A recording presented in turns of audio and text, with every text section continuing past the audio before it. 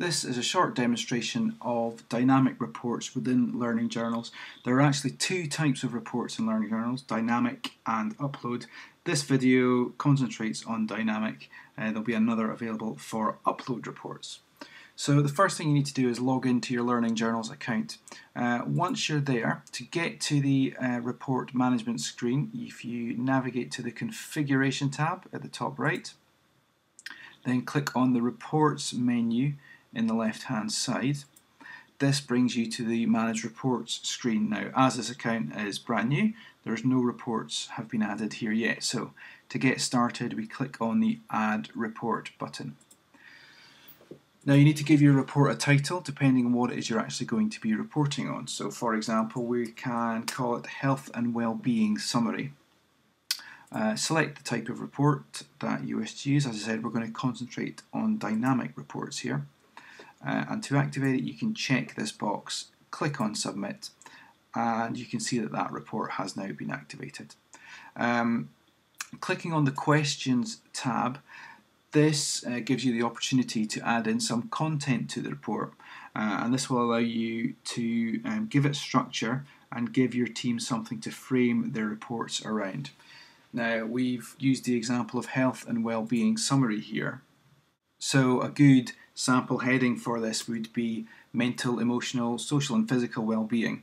So adding this to the report will, this would prompt your key workers to talk about the child's mental, emotional, social and physical well-being, and they would put a description of how that child has performed over that term.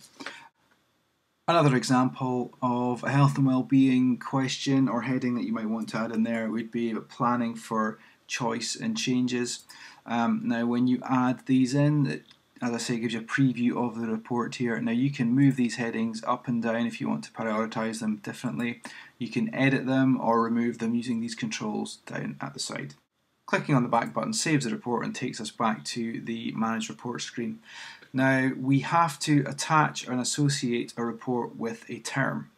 So click on your term dates and we can see that no reports have been set up for any of these terms here. So what we want to do now is add our report to term 3.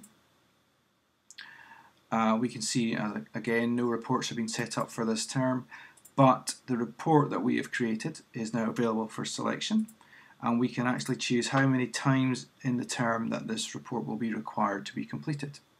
I'm going to save that as 1, add that report.